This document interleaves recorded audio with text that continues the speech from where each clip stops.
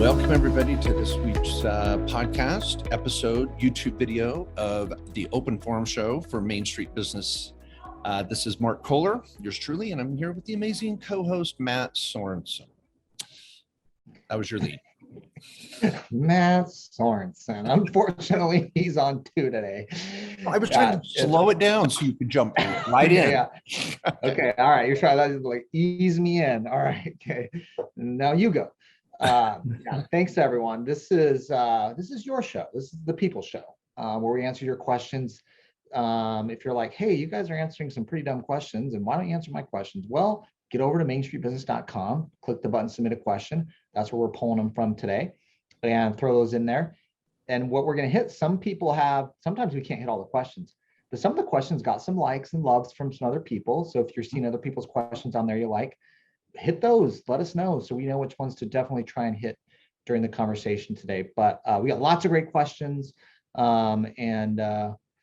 know, I don't know about the answers will be any good, but we got great questions at least. See, and that, you know, we've got it, Matt, that's nice, you know, that you would say that, but I'm going to be more confident and excited for our listeners.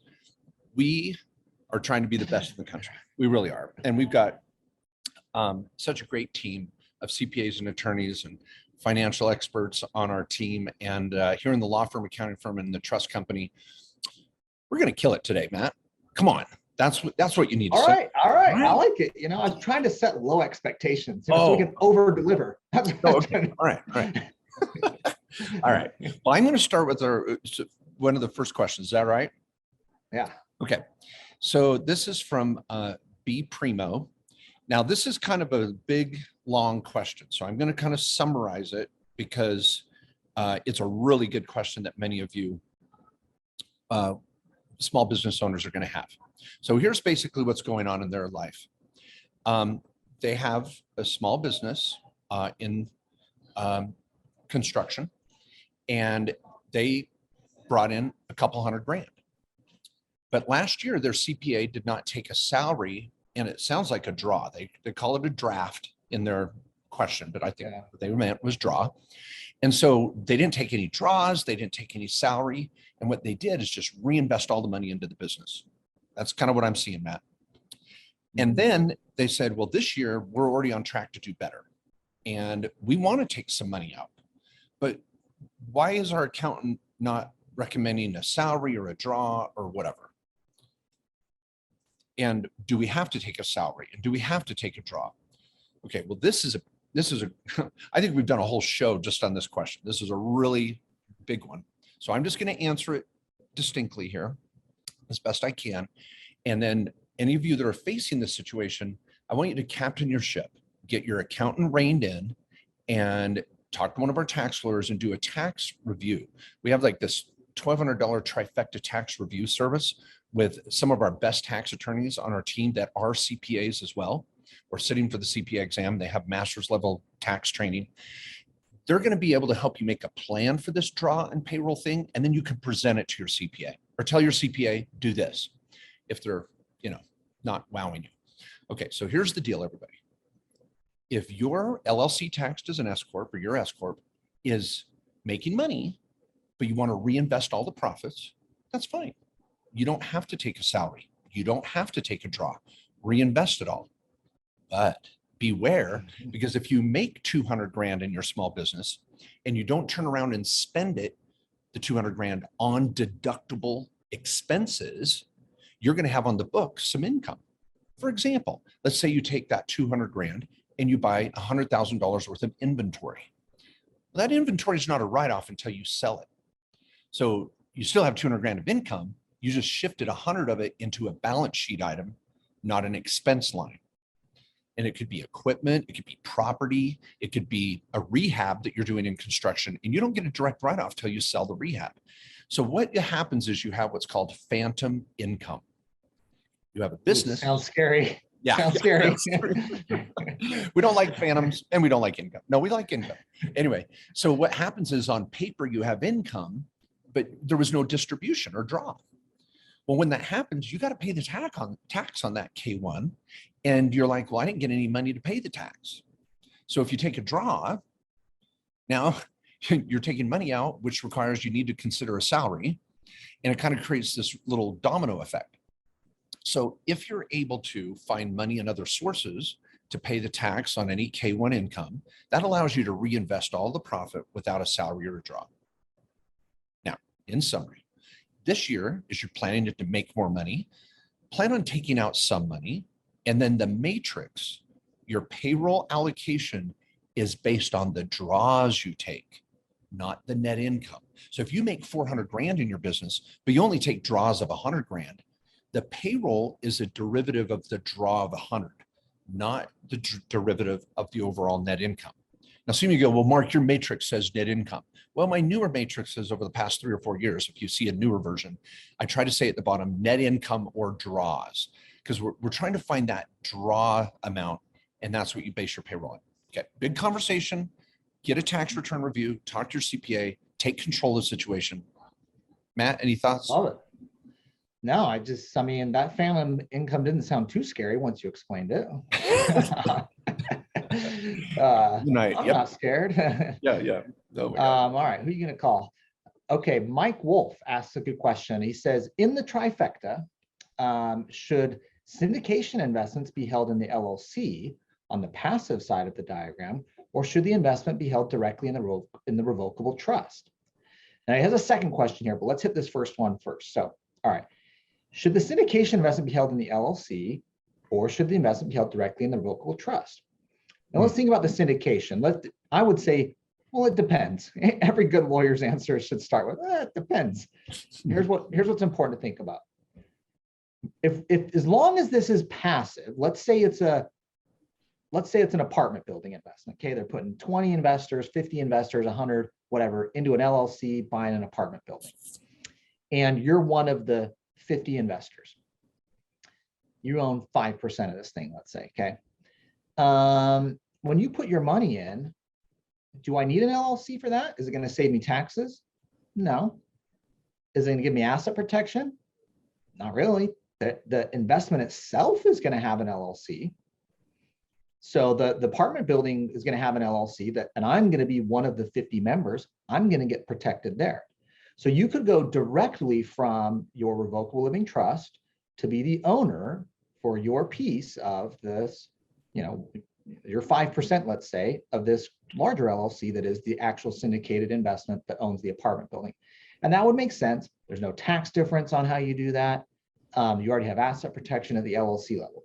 Now, some clients do like to organize their syndications through a single LLC that their trust owns, just for business purposes and organization, having it all funnel through their own holding company LLC, but there's no tax benefit to it. It's more just kind of an organizational way to structure. Maybe there could be some privacy purposes to that, depending on the name of your revocable living trust. But you're going to have asset protection, like I said, at the company level, the apartment building holding entity, and it's not going to change your tax side on the passive side. Now, any comments on that, Mark, before I go to part two? Mike, it's a good question on part two. No, it's good. You keep rolling. Okay. All right, part two, he says. All right. Second question, he says, if I hold an equity interest in a minor syndication, should I still hold it in the S-corp on the operation side of the diagram, or consider it a syndication investment like question one above? Okay, good question, Mike. And I'm glad you asked them separately because those are different. You might be syndicated in an operational business like a minor business, or a startup that's an LLC that's passed through. And in those scenarios, let's say it's an LLC that's a crypto miner business, or it's a startup or any operating business that you're putting in as a partner, we want that on your S corp side, because that's going to be operational income that we want to run through an S corporation for tax purposes. It's not passive rental income over here like the apartment building deal that's over on the right side in the diagram. So yes, I would use the S corporation for the minor syndication, or any other operational business when you're on that side of the diagram. Now, let's say that the syndication, and sometimes this happens, is a C corp. A lot of startups and things like that are actually C corporations as opposed to LLCs, or they may be an LLC taxed as a C corp. So if that's the case, then we don't want the S corp involved. In fact, the S corp cannot be involved. Or I guess it can, but it'd be dumb. We would put this, if it's an operating business, a C corp, we're actually going to move that over to the right side. So let's say you invest in a, the next tech startup or whatever it is, it's a C corp, it's out raising money and, all that stuff. Cool. That's generally going to be a C corp. That'll be on your passive side, which you could own directly in your trust. Okay. I like it. So it depends, Mike. It depends. Yeah. Yeah. It can be really, confusing. It can be a lot of work. All right. Let's see if there's one here that's hearted. And okay. This one has a heart, so we're going to hit this one. This is from Grow Blacktails Trails. Hello, Mark and Matt. You two are smart and adorable. I chose that comment just for that purpose. Yeah. Who cares what the question is? Yeah, I'm adorable. I love being adorable. Okay. How can I go? Thank you so much.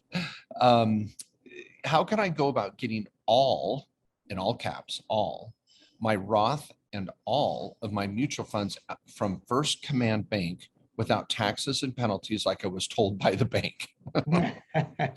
I'm calling BS. I love you. Yes, you're correct. I've had my IRA since 2000. I converted to a Roth in 2015. I've had my mutual funds accounts as long as my 20+ Army career. Thank you for your contributions by helping educate people. Thank you so much for your kind words.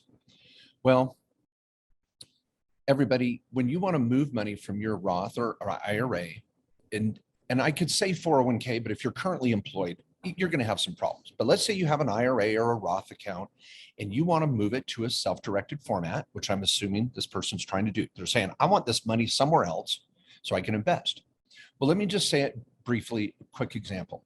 Let's say it's at First Command Bank and you want to move it to Second Command Bank. Or you want to move it to Merrill Lynch or Fidelity. The bank is highly motivated to not see you do this. They want you to keep your money there because they make money off of it. And so they're hoping to confuse you. Their hope was they would confuse you, actually. Yeah. And a command, this is called propaganda or misdirection. Ooh, yeah. Something Putin might do. Yeah, Putin might drop some misdirection. So First Command here, they're using some military tactics to confuse you. Anyway, I'll quit with the metaphors here. But the point is, they're going to say, you can't do that. You can't move your money. Now, it is true in their defense, you may be saying it the wrong way. If you say, I want to withdraw this or move it, there's going to be taxes and penalties. What you want to do is say, I want to do a transfer. I want to transfer this account to a different financial company, where it could be a Merrill Lynch or something, or a Fidelity. And if you say, I want to transfer it, they're going to be sad, but they're not going to say there's penalties and tax, because there's not. All you're doing is firing them and you're moving the Roth account to a new Roth account over at another financial institution. It's called a transfer. Now, if you want to self-direct your money, which is probably why you're putting this question out there, you would go to directedira.com, open a Roth first, because you got to have a place where the money's going to go. So if it is really a Roth account, you'd open a new Roth with $10 in it, $100, whatever, open a new Roth, and then tell the team over here, hey, I got this money over at First Command Bank. I want you to transfer it over for me. There's no penalty, there's no tax, there's no problems. And then on day 3, the money's here, then you can call it a new tactical move. Tactical strike. And you can ready to move that money. Oh, poor Grow Blacktails. They're like, these guys are idiots. Sometimes they're examples. Yeah. But anyway, I thought that was adorable, actually. Thank you, man. And smart. Okay. All right. So all right. What do you think? Anything? Did I nail it? No, I mean, I think you nailed that. Okay. I would just I don't know. I was trying to think of a right affirmative statement to give from the military. I don't know what that would be. Yeah. But job well done. Mission accomplished. Okay. Let me go to, this is a good question. This is David from a little town we call Los Angeles. It says, hi, Matt, Mark. You guys are turning into the tax guys version of Car Talk. That's an old show. David, we actually like, that's a great compliment, I think. Yes, it is. We have modeled after them. Yeah, we love their format. That's a great show. And I don't even like cars. And you know, probably nobody likes taxes, let's be honest, but we have to deal with our cars and taxes. So here we all are. Yeah. He says, here's my question. I have an S Corp. I'm the only employee for my services in a creative field. If I wanted to start a completely different business, like selling hats online, could I get a DBA through my S Corp, or would I have to do a DBA as a sole proprietorship through myself, since my S Corp is a completely different business? What are the pros and cons in each case? All right, awesome question, David. Just get the DBA in your S Corp. Keep it simple. If it's going to be another operating business like selling hats, why would you want to throw that on Schedule C? Schedule C is more likely to get audited. It's like 13 times more likely to get audited than your S Corp you're already operating at. You're already keeping all your expenses and income on your S Corp. Just run this other stream of revenue. It's just a different stream of revenue and some different expenses through that same S Corporation that you already have. Now in California, they call it a fictitious name. A lot of states call it a DBA, doing business as, and you get it at the state level. California, like many things, likes to do things different on DBAs. They call it a fictitious name, and you actually get it at the county level. And our law firm can help. We do DBAs or fictitious names, or Arizona calls them trade names. Everybody's got their different spin on it, but it can be done at the company level. So you can do it right at your S Corporation level. I think that's the slickest, easiest way to do. And that's what I do, David. What question was that on what date? That's February 16th. And what was his name? David, from a little town we call Los Angeles. Okay, cool. So everybody knows when we reply, see, since we have a team of producers behind the scenes making this easy for you. No, this is Matt and I hacking this out with our limited time in our busy workday. So as your questions have been posted at mainstreetbusiness.com, when we reply, I do a little reply to let you know what date we did that. So if you think, Mark, what are you doing? Are you multitasking on something completely irrelevant? I am not. I want to make sure that everybody that posed a question, we let you know when we reply. Okay, so I'm going to jump over to, oh my gosh. Well, let's have some fun with this. I don't know. This is from Sam. I have a large garden and chickens that we sell extra produce and eggs from. Love it. We don't do it for a profit, just to recoup some of the costs since we have extra. I would love to be able to pay my kids for the labor they provide and allow them to have earned income to put in an IRA. Self-directed, of course. Love you, Sam. Mm-hmm. I have thought about setting up a business so I can pay them, but since we have no intentions to put the time and effort to make it profitable, I believe it would be considered a hobby business by the IRS. Can my kids still have earned income from a hobby business that is taking a loss? If my kids can't get earned income in a hobby business, I am also starting another business as a consultant that will be profitable. Can I operate the homestead business under the consulting business to get around that and allow for more tax deductions and blah, blah, blah. All right. Well, Sam, when it comes to your kids' services, everybody listening, we don't want to ever pay our kids under a sham or some sort of, I'm paying my kids to do the dishes. So that's not good. We want to have a real business that we're paying our kids from, everybody. Now, in this situation, why I'm going to lean on the garden and chicken business. It's actually making money. The kids are helping with it. That justifies their labor. I mean, I want to have a legit service the kids are providing. If you're running a consulting business, the most you might get out of them is vacuuming your home office or emptying the garbage or shredding paper, which is going to be harder to really compensate them to the point where they're really funding an IRA. So let's focus on the farming business. Okay, that's point number one. So everybody in that situation, think of a business where your kids are really materially participating. Now we get to, well, Mark, this business is really losing money. Am I going to have a hard time taking a loss on this? Well, let me say this. Can you pay your kids in a hobby business where they have earned income and they form an IRA? Yes. Just because it's a hobby business doesn't mean you have real expenses. The kids worked in it. You brought in money. The hobby business rule says if you have a loss in that hobby, even for paying your kids legitimately, you can't use that hobby loss against your day job or your consulting business. It's just going to be suspended there. Doesn't mean you didn't have a business. You don't even have to form an LLC. You're still going to just throw it on a schedule on your 1040 and just say, you know what, it's a loss. That's cool. I paid my kids. They have earned income. You follow our model and from our books and videos and training on how to pay your kids. You get your CPA on board. That's cool. Pay your kids. It can be a loss. The paying your kids in a hobby loss is not the problem. Taking the hobby loss against your other income is the problem. They're unrelated. Third point and final, farming has a different hobby loss rule. So you're going to be able to get away with some losses in a farming operation a little longer and be able to deduct that against your other income. Horses and farming and rental property, they all have different rules, but a basic Schedule C as in Charlie, you're going to face that hobby loss problem sooner.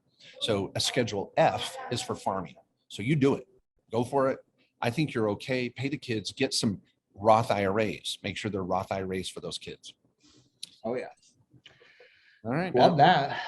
We've had some Roth IRA questions. Just to tack on to that, there was a question from Amina. The Roth IRA annual limit is 6K. Is that correct? Is there an earned income limit to make this contribution, or can anyone invest 6K annually? Okay, yes, you do have to have earned income, as Mark was talking about with the kids, and that strategy of paying your kids in your business. But your kids could have, you know, a small business on the side. Your kids could have a summer job, your teenagers, or, you know, they could have other income that they may be spending, but if they have some earned income, either from the family business or a summer job or something, that can be legit to use to throw in a Roth IRA. But if they make $3,000, then they can put in 3. You know, if they make 10, they can throw in 6. It's just any amount of their earned income up to a total of 6 annually. Okay, let me hit this question, Christian. Pretty recent, but I like the question here. It gets into some business entity structuring and how to do it, and some asset protection questions. So he says, Matt Mark, huge fan of your content. I plan to invest in rental properties with one partner. The properties are located out of our state of residence, and we like COPE asset protection. What is the best way to structure? I was thinking a COPE partnership LLC in a state that allows for such entity, if that's possible given 2 members, that will in turn own 100% of the LLCs in the state where the properties are located. And each of those LLCs will own the individual properties. Basically, states of residence, states where properties are located, and the COPE state are all different. Okay, Christian, great question.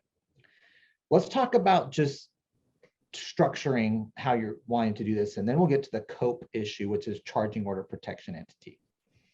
First of all, let me say I like where you're going. You have a partner and you're buying rentals together, multiple properties.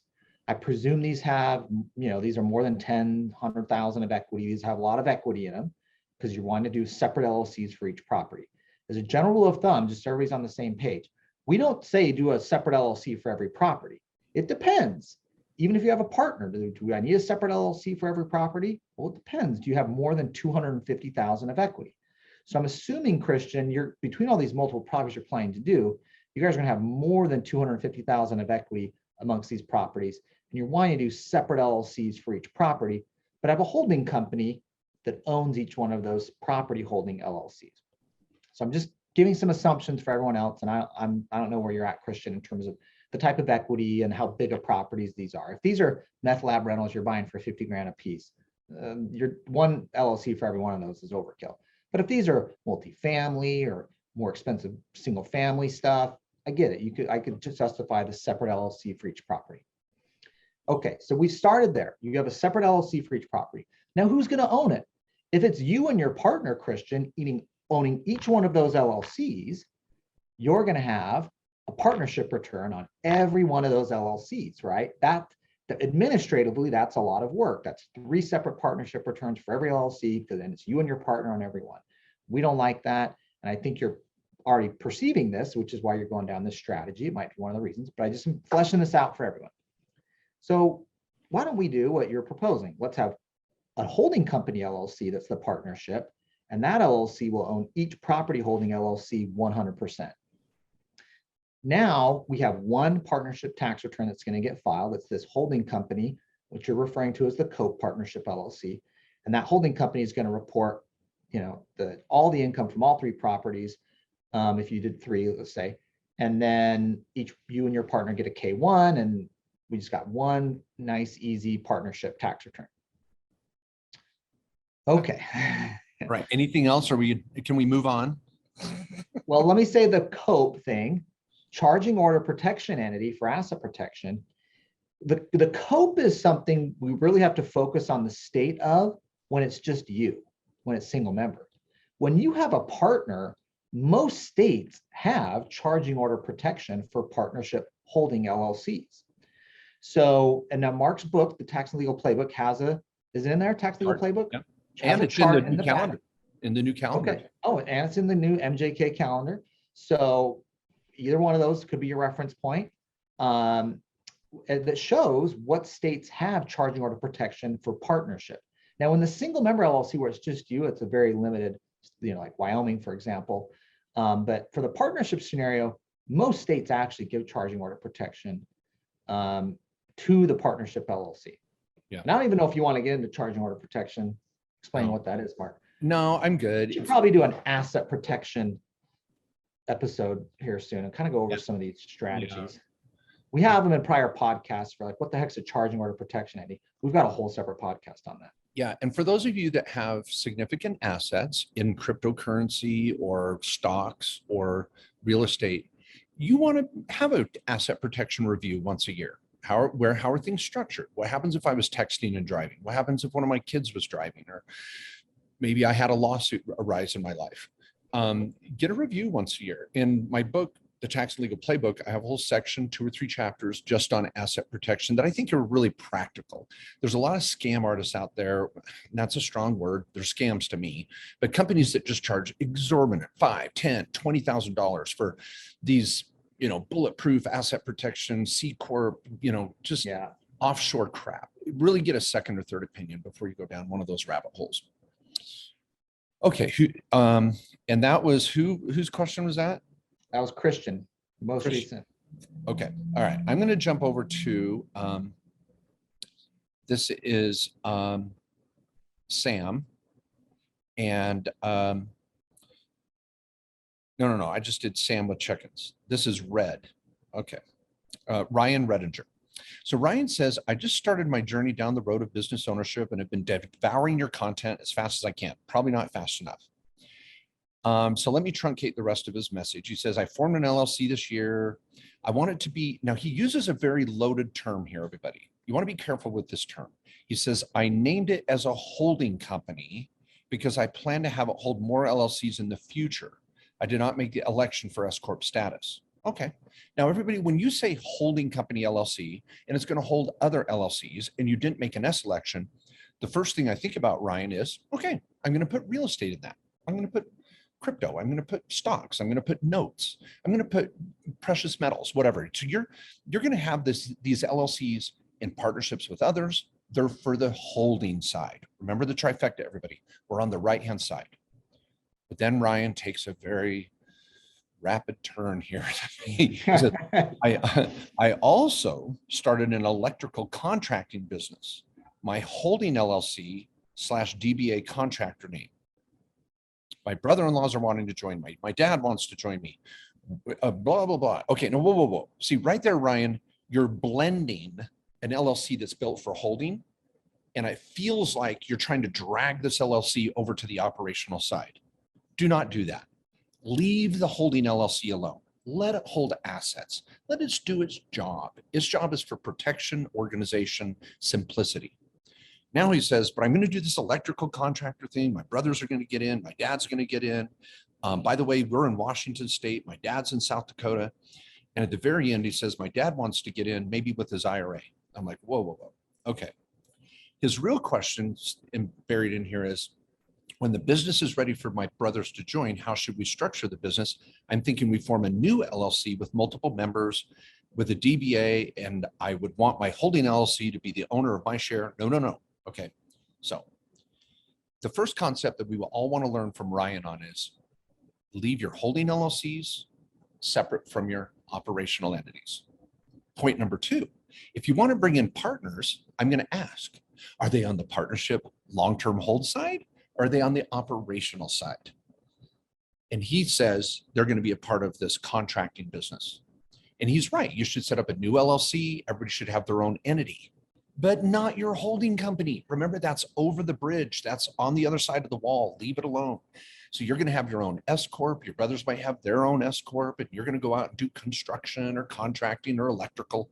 That's all good. So everybody keep that separation. I have a whole chapter on this in the tax legal playbook on partnerships, and I do diagrams. You can say, oh, here's this partnership, here's that partnership. Matt, what do you think about the dad wanting his IRA involved as a lender or an investor? And remember, this is dad helping out son and their brothers. Yeah. So dad's IRA is not going to be able to play in this game. Okay. Unfortunately. So dad's IRA can't lend because who owns the business? His son. Son's a disqualified person under the rules, whether it's you or your brother. So that's going to be prohibited for him to lend. Could he invest? Only if you guys are putting in cash, but this sounds like an operating business where you're going to get ownership for doing the work and services probably. So I don't see the dad's SDIRA coming into the mix here. It's probably going to be prohibited because I think the way you'd want to use it as you first ask is as a lender. And I don't see it working as an investor because when they invest, it's got to be cash for cash. You know, he puts in 100 grand, you put in 100 grand, your brother puts in 100 grand, you each own 1/3 of the business. That possibly could work, but I don't think that's the thing. You're probably thinking of him as the cash investor with his SDIRA and you guys being the working partners. But I wanted to back up for 1 second here, because when someone gets down this train of I'm starting a business, Ryan, and you're the one really doing this, you're the one getting out there first. You just started your electrical contractor business. Great. Have an S corp for that. All right. Let's start there. Then think of how you want to include family and whether you even want to anyways. Now, I know it's like, sometimes it's nice to have a brother or family or a partner, but just be careful adding them into the business. Are you guys going to be equal partners? Are there other ways you could work together? Maybe they form their own business and you work on things together. I don't know how. I just want to take a step back and say, should you partner? Is it worth it? Yeah. Are they going to bring in what you're going to be bringing in? Are they coming to this full time like you are? Just go through those things and think, do I really need them? And I think sometimes when you think of like your brother or some close family, you just think, oh, let's just throw it together. But honestly, those are the ones that sometimes turn out the worst because people get a little too casual about it. And they're like, this is family. I can trust them. It's going to be easy. Well, once money gets thrown around and once someone's putting in their blood, sweat, and tears and someone else isn't, and you got to split the money the same, well, let me just tell you, the family dynamics change real fast. And now you've not only messed up your business, you messed up your family situation.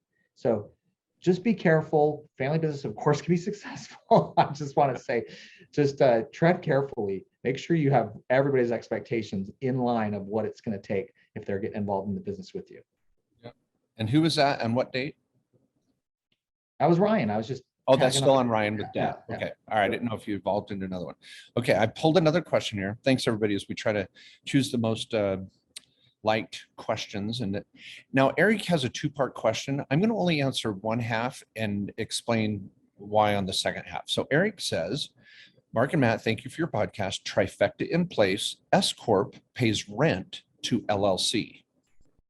Now, what that means, everybody, is he's probably got a building owned by an LLC that his operational business is using. So his S corp is paying rent to an LLC that owns a building his S corp is using. That would be the rest of the sentence. We're just going to assume.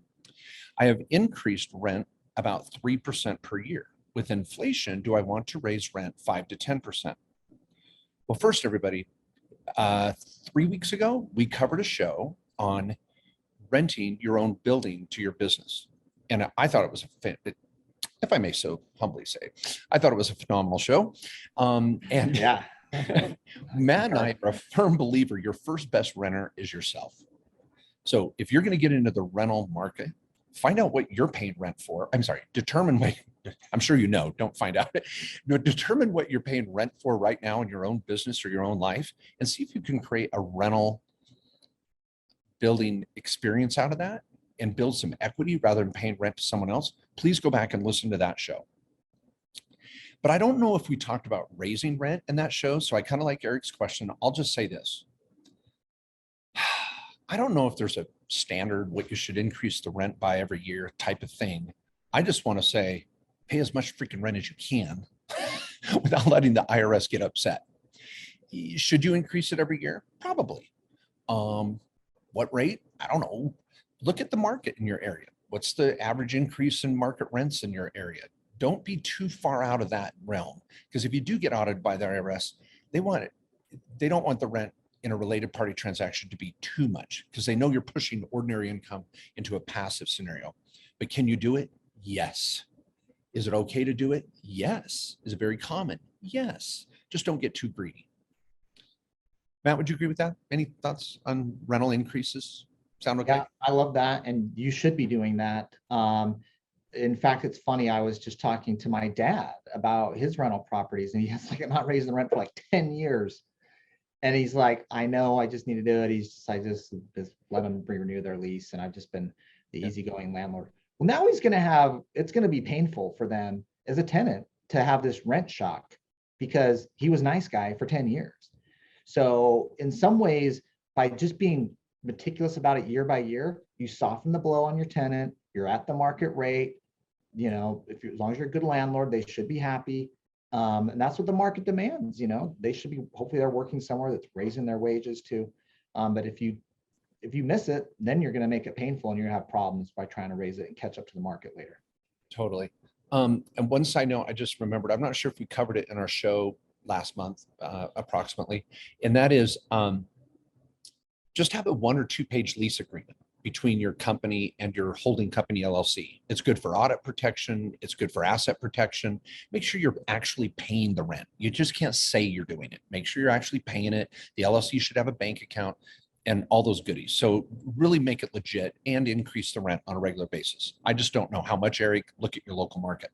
Yeah. The other thing you said, oh yeah, Matt? Yeah, I think everybody should be doing that. This is the business owner renting to themselves, where you're getting a deduction for doing that. This is you, landlord, with someone else on the other side of the transaction as a tenant. Everybody should definitely be doing that. Totally. Now, the second question, which is a good one, and I'm going to punt it and let everybody know what's going on. He said, Darren, one of our attorneys in our office, was going to discuss leftover 529s and leftover Coverdale withdrawal options. These are college savings type strategies, 529s and Coverdales. Coverdale's like a educational IRA, freaking rock. He says, note that my children, grandchildren, and family will not be using these funds. And I think the Coverdale has to be withdrawn. I got this 529 with money sitting in it. I don't want to pay the penalty and taxes and blah, blah, blah. What do I do? Well, I'm actually in the middle of an article on this right now. It's been on my desktop for about a month. And it's what to do with 529 money and Coverdale money and where to move it. And if one kid doesn't use it, can I move it to another kid? Can I use it for myself? And the one thing I'm going to tell you, please be on the lookout for that article, but just realize that when you have Coverdale or 529 money, there's a lot of options to move it around in the family. It could be nieces or nephews. It could be yourself. You may want to go back to school yourself and use some of that money. So don't jump on the 10% penalty tax bandwagon too quickly. We'll hopefully have more information for you in the future. And let me say this too, because I've had this conversation with some clients that have been in this situation, and you kind of look at like on the Coverdale, well, what other qualifying relatives can I do? Oh, really? I can do a niece or a nephew? But they're like, yeah, that's not my responsibility to cover their education. Am I really that annoyed with a 10% penalty pulling this out and the tax on the gains that I'm going to just send it to a niece or nephew? Sometimes I know we always hate the word penalty or tax, but let's be honest, you had gains on this. You're paying this on the gains coming out on the, and of course there's a 10% penalty, but sometimes I don't mean throwing it away as bad when I say you're paying for a niece or nephew, but it's like, this is meant for my kids or maybe my grandkids, but none of them need it. And I'm at the point where there's no one left under 30. Maybe I could do a more distant family member, but I don't, fine. That's what it was meant for. Didn't cover, bite the bullet, get the money out.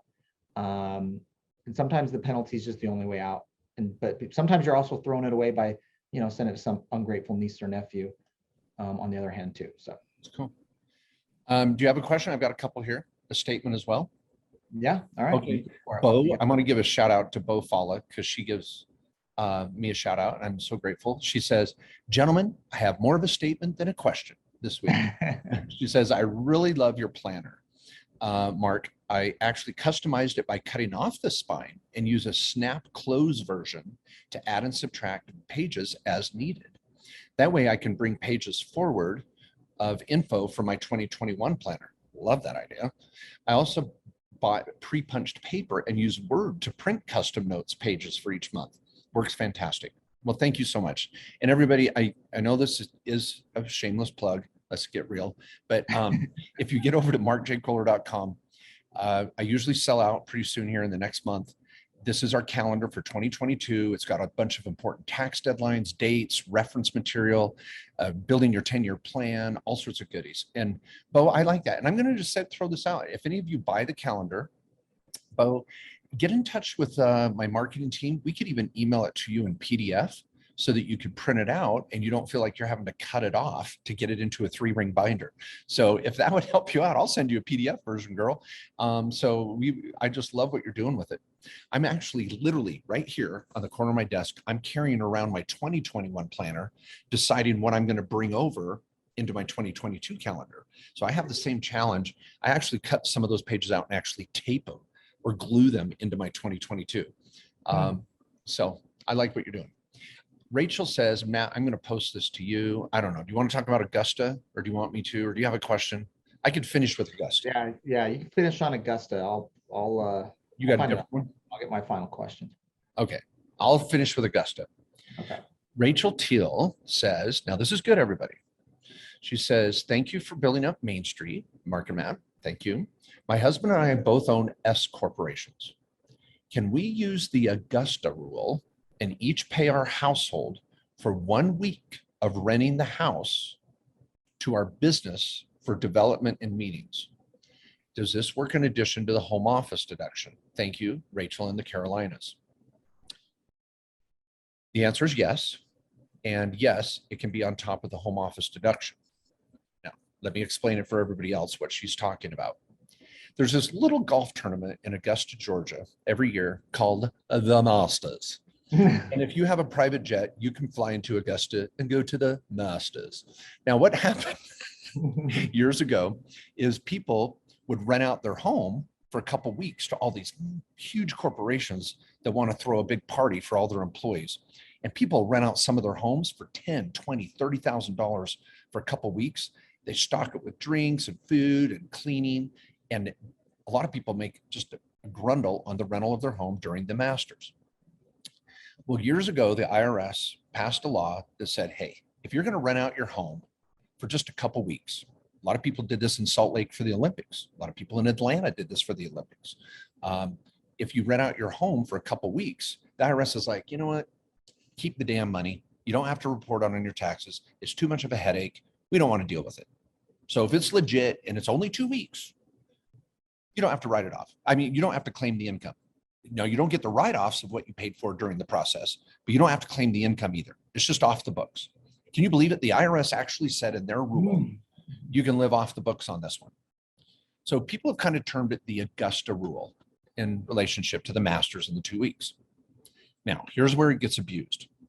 I'm not saying that's what Rachel's doing here, but some people go, well, I'm just going to rent my home to my business for 2 weeks or once a month or twice a month or whatever. I won't exceed 14 days, but I'm going to rent my house to my business and take a kick-ass rental write-off. My S-corp's going to write rent to my person and I don't have to claim it as income. That's a kick-butt write-off for my S-corp. I'm just going to do that every year. Can you do that? Yes, but is it legitimate? Are you really doing the meetings? Is this business typical of that type of use of a home?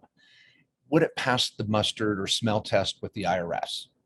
If you can pass those rules that it's legit and it's not over the top or aggressive and it makes sense and what I tell clients is make sure you keep a roll of kind of a little schedule of what you did that day. Did people attend your house? Did you close sales? Let me just say a Super Bowl party for your board of directors ain't going to cut it. Let's make sure this is legit. So Yeah, got- what's your house worth, you know, and how long did that meeting go? Is it really a week? You know, was it really 2 weeks? Yeah. Okay, last question here is from Paul. Says, which is 2 questions, but they're the same really. Says, when you're considered a real estate professional, do you take your deductions on Schedule C or an escort? If so, how would I connect those deductions to my Schedule E for the rental properties? As a realtor, would you group your real estate selling activities with your real estate investing activities? Okay, it's a good question, Paul. Yes, they get combined, but not yet. So you're jumping the gun here. So if you're a sole proprietor, real estate agent, or you have an escort, that's where you're tracking your income and expense for that real estate, that realtor business that you have. It's all on your escort for income and expense, or it's on your Schedule C on your personal return. Now your rental properties are still on Schedule E. Income and expense on the rental properties are still over there.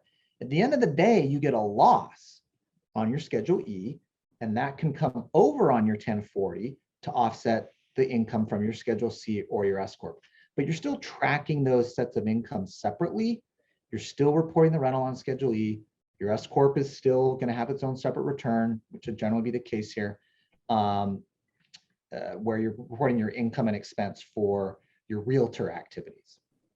Are any comments on that, Mark?